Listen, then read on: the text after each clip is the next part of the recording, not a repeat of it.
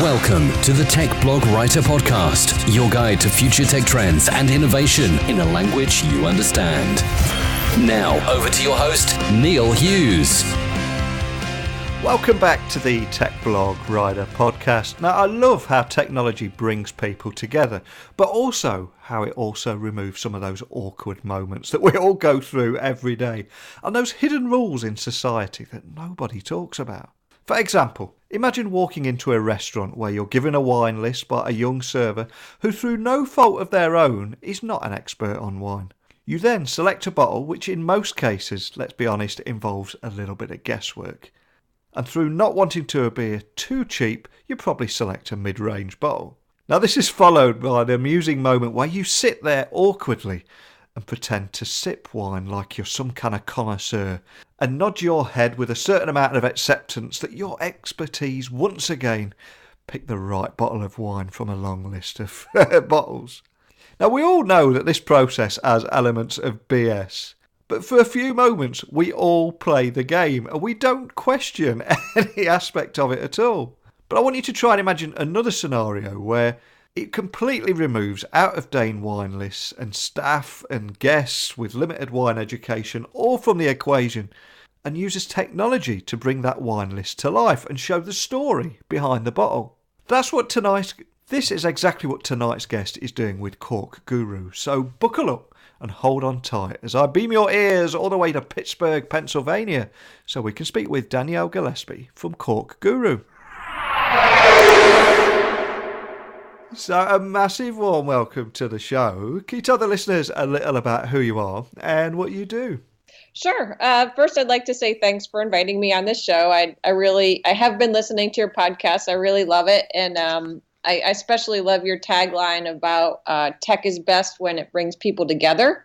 I think that's right in line with our mission today. But I'm Danielle Gillespie. I'm the founder and CEO of CorkGuru, and I'm basically a certified tech geek and a very enthusiastic wine lover. And I think life is pretty funny sometimes because I think back on my career and I have to admit that I pretty much just stumbled into software development. My first job out of college had this software component and I could barely type at the time, but I was still offered the job. But from that moment, I was hooked, and I've really done everything from low-level development to high-level architecture, and I really just love it when I can see a technology solution making people's lives better. I just find it really exciting and really cool.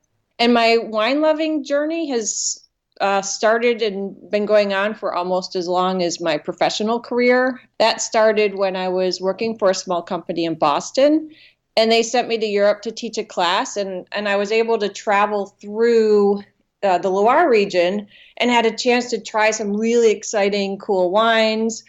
And the interesting thing to me was that you would literally just see this little sign on the side of the road for tasting, and you would go into someone's farmhouse or barn, and one side of the room are these goat cheeses that are of different levels of age, and the other side of the room is the wine. And I really just thought I'd died and gone to heaven because I just found the whole process really interesting and the combination of the food and the wine super exciting. So my love of wine and my love of technology have sort of combined to create CorkGuru. Well, as a tech geek that loves food, loves wine, loves travel, says nice things about the show, thinks technology works best when it brings people together. You can come on more often. We could just end it here. Yes. Thanks for listening, everybody. Now, CorkGuru, though, is the first digital wine platform with guest relationship management.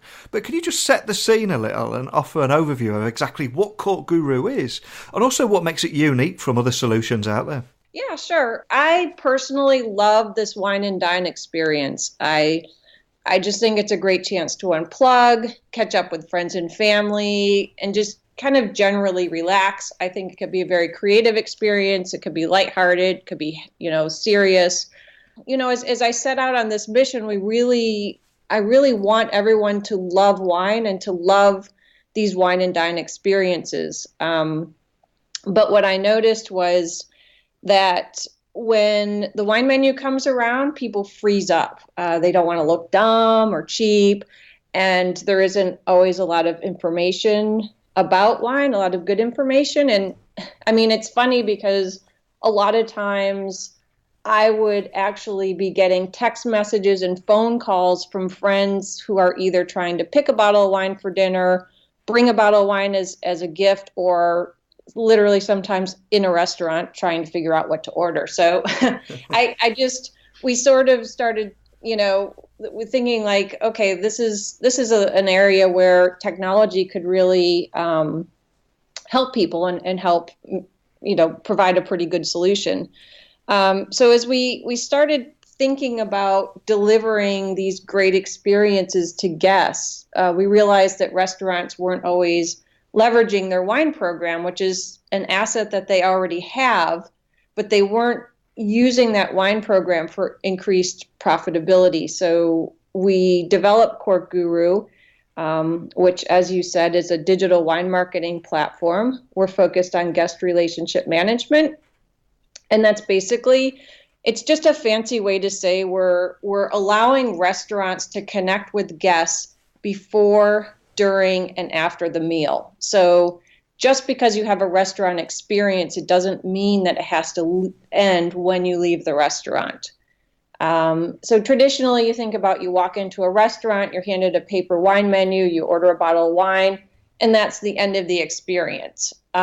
With the case of CorkGuru, it actually is a much broader and more engaged experience. When a guest walks into a restaurant, they're handed an iPad wine menu, and just the fact that you've taken the wine menu and made it digital, for one, it's up to date, but secondly, the restaurant then can put in labels and descriptions and can really tell the story of the wine. The staff or the wine director can convey to the guest what he or she wants the guest to know about the wine. So the guest has a better understanding of what they're ordering. That's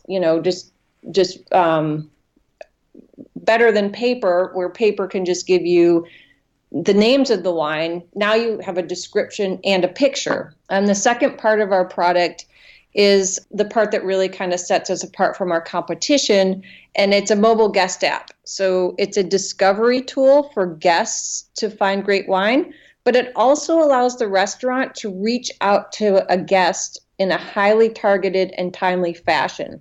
So for example, maybe around 4:00 in the afternoon, the restaurant can send out text notifications saying, hey, we've got a new cabin you should come in and try, or hey, it's half price bottle night, or first glass of wine on us tonight. And so this is a way that now you're reaching out to a guest, giving them some information that they really want, and also at a time when they might actually want it. So I don't know if this happens to you, but sometimes, I'll be sitting at my desk at 4 or 5 o'clock thinking, I wonder what I'm going to eat tonight, or where I'm going to go, or I just happened to discover my meeting was canceled. Now I have some free time.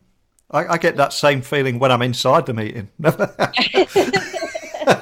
I do, yeah, I get the feeling too. But so what if you were getting this text notification saying, hey, it's, we're having half price bottle night tonight. I might just end the conversation. I'd just be like, okay, meeting's over. I got to go. But this is how we're trying to help people, help restaurants reach out to guests and help guests feel better or feel special. I love how you've mentioned the phrase there, wine and dine experiences, because I think one of the big trends I'm seeing more and more this year is that people are now buying experiences rather than actually products.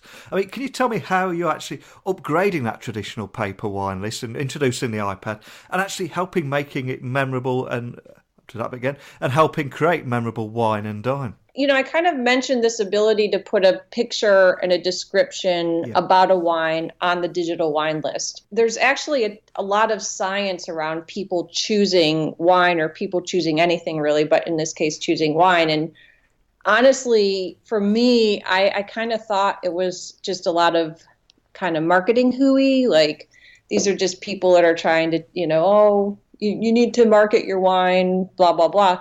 But the interesting thing to me is that I did some research, and there is really, scientific evidence that people have better experiences when they're involved in the process of choosing. So just having a label image and a description is enough for somebody to have a different experience. So if they see a picture, you read a description about a bottle of wine, you order the wine, you will taste something different, and you will experience something. You'll have a different visualization in your head, and the end result is that you have a better experience. And that's, sort of the heart of what we're trying to get at.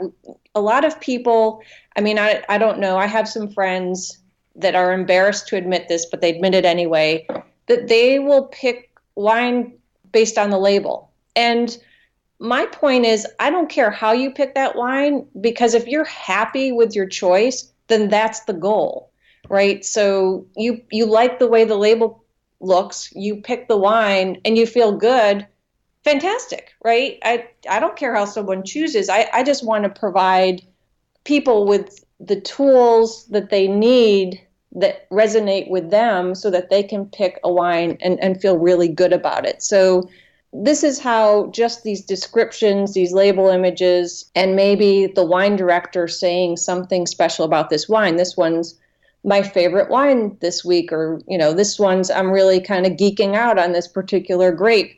That's the kind of information that get people excited about their choice, and they will have a better experience during the tasting, but they'll keep that memory and they'll keep that feeling, and then they'll want to go back because they feel, they feel like they were part of something that they wouldn't feel part of somewhere else. And then, sort of we layer on top of that the mobile guest app, and now we're sending people insider tips or special promotions. All of this stuff sort of works together to make the guest feel kind of unique or valued as a customer. And that's our whole MO. Like, we want guests making bold wine choices that they feel good about, but that they feel good about the restaurant and they trust the restaurant and they want to go back and they want to have more of these really great experiences. Absolutely. Because also, I think it seems that if you remove that soulless piece of paper and actually arm people with information to be able to actually make a confident decision and feel good about that decision, maybe it could also remove that awkward moment where you test a wine that you've just guessed from a long list. Because those few seconds seem to go on forever, don't they? Well, and that's true. And without any information, you sort of go into that first taste a little hypercritical, you feel like you had just been sold something, and now you feel like you need to be extra, critical of it, or you really need to think a little bit harder about it. Am I really getting the bang for the buck that I wanted here? So how easy is it for a restaurant to get up and running with that dynamic digital wine list, inventory management and wine discovery? Is it fairly simple for them to get up and running? I would say yes. So I think in the hospitality industry, it's a very high touch industry, right? And they really take this very service oriented approach to serving their guests. So what we have tried to do is we've tried to mimic that level of service, and we aim to treat our customers the way restaurants treat guests. And that's to say, we take a very hands-on kind of concierge approach to onboarding. If somebody comes to us and says, we're ready to flip the switch, we have tried to remove all of the friction to making that happen. They can sort of automatically sign themselves up. They can email us their wine list. We'll do an import of the wine list. We try to provide really quick responses to questions. We're available on Saturdays and Sundays. We're make sure that we're open when restaurants are open, so that if they do have a question or they need help, they can get it when they want it. All of this sort of service and this concierge approach we provide for free. I've received a lot of criticism for giving it away for free, but the fact is, we really want the restaurant to want to feature their wine list in the way that makes people want to buy more wine. So what kind of feedback have you received, both from consumers and clients of yours? So we've had some pretty good response. My favorite response was somebody said to me, "It's so easy, a monkey could use it." I'm like, well, thank you. That's what we were going for. But yeah, I mean, like we've had the unexpected good news that we have had is from servers. Servers actually thank us for creating this product because, servers are in different levels of wine knowledge. Some of them are just learning, they're just beginning, they want to know more, so they can actually use the menu to learn more about the wine. Sometimes servers switch jobs, it's a new list for them, so they're not up to date. Again, they can use the list to learn more about wine, but they can also feel, I had one server say, I don't know a lot about wine, but I can feel useful to the guest. I can get them started. Yeah. I can hand them something and point them and show them how to use it so that they could get started. And then if they need more information, I could get someone more knowledgeable for them. So it's really been, an interesting tool for consumers because now you feel better about your choice, but also for staff who are becoming more educated and more confident selling wine. And let's face it, it's a high margin product, right? Yeah. So I'm curious, have you had any challenges that you've had to overcome when trying to innovate in what I would imagine would be a traditional industry that doesn't necessarily want to change and bring digital into the industry? Yeah. So I think the most unexpected one for me was that, as you sort of start your journey into creating a new product, you think about, well, who are my competitors, and you think about other people and companies and products, but it turns out that my main competitor is paper. I'm like, damn, it's an inanimate object that is I've been waging war against for the last 5 years. But so people say paper works, but people know how to use paper. That I will buy. I don't buy paper works. I don't know if you've ever had this experience, but you go into a restaurant and I really love choosing wine. So I look over the menu and I think about, what am I in the mood for? How much do I want to spend? Do I want to try something new? Do I want something comfortable? And you pick this bottle of wine and you send the server away, and then the server comes back and says, "Oh, I'm sorry, that wine's out of stock."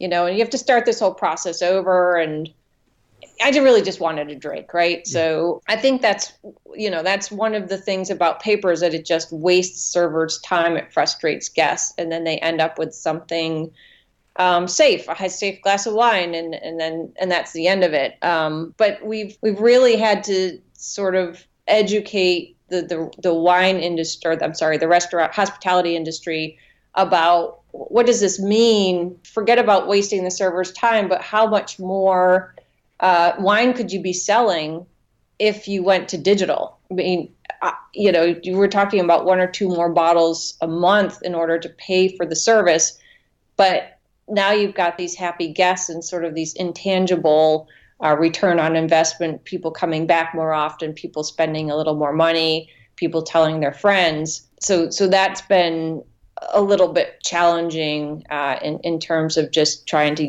get more adoption. And do you have any funny or interesting stories that have happened since you actually launched CorkGuru? So I think people are interesting, or people are funny, and I think particularly with respect to technology, you can't tell who's going to adopt and who's not going to adopt. Yeah. I had this guy call me who was not a customer at the time, and he wanted to talk about CorkGuru, and he didn't want a demo, but he wanted to talk about CorkGuru, and he's probably my dad's age or something like that. He was running a restaurant, and he said to me, I really want to use CorkGuru, he said, but I don't know anything about technology. And he said, and he was saying, he was talking about that he needed it, but he was calling the iPad those little computers. Oh. And he was, and I'm on the phone, and he was very nice and very funny, but I'm thinking, this is never going anywhere. I mean, he's a good guy to talk to. He's very entertaining, very willing to acknowledge that he knew nothing about technology. So I kind of stepped him through how it would work and what happens when you go into the restaurant. And we had a nice conversation and said goodbye. Well, a few months later, he calls me up. He said, I'm ready to turn it on. I'm like, okay. And, and he's like, just, I need it all. He's like, just tell me what to buy, tell me where to go, tell me what to do. So we got him up and running, and it's been great. And then I don't hear from him for several months, and he just calls me out of the blue while I was Christmas shopping. He said, hey, are you going to be in California next week? Like, no, I'm not going to be in California. Well, he loves CorkGuru so much, and it's so popular with his guests, that he was actually assembling a group of his peers so that they could present it to his friends. Oh, that's a fantastic And I was story. like, are you kidding me? This is the best story ever. This guy's so great. And I mean, he said he just had so many great things to say about us. And he's like, I thought you could stop by and, maybe, sell a couple CorkGurus. It's just funny because it's just, again, like you think, you look, it's easy to look at a young person and say, oh, they're going to want technology, and look at an older person and think, oh, they know nothing about it. And it's just not true. I mean, people can not know how to use it, but still understand the value of putting something more progressive into their situation. Yeah, that's a fantastic story. It really is. But you do have 25 years experience of developing commercial software and taking products right from inception all the way through to deployment. So if there's anyone listening at various stage of their own startup journey, I mean, is there any advice that you'd offer to anyone that would want to follow in your footsteps? Have your head examined? I'm just kidding.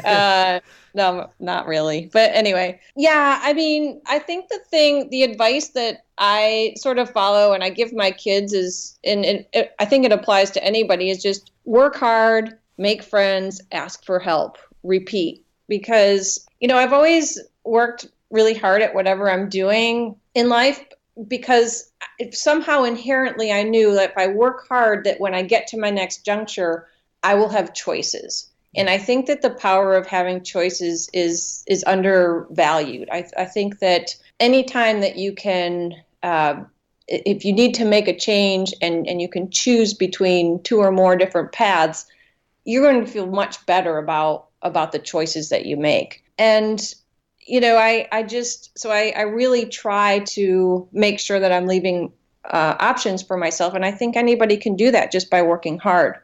But the other things that haven't necessarily been very easy for me are the second two things: make friends and ask for help. It's hard sometimes to recognize, what you don't do as well as someone else, and sometimes it's even harder to ask for help. So I think that as I've grown professionally, I've been really, really lucky to have this really great network of mentors and advisors and sideline fans and bosses. And they've all really helped me take my next step to grow, to do something new, to try something different, and to take risks. And I think that, that network has been really powerful for me, and that I have been able to do all these really great, cool things and accomplish things that I would never be able to do alone. But it's because, at each step you have, you form a relationship with somebody.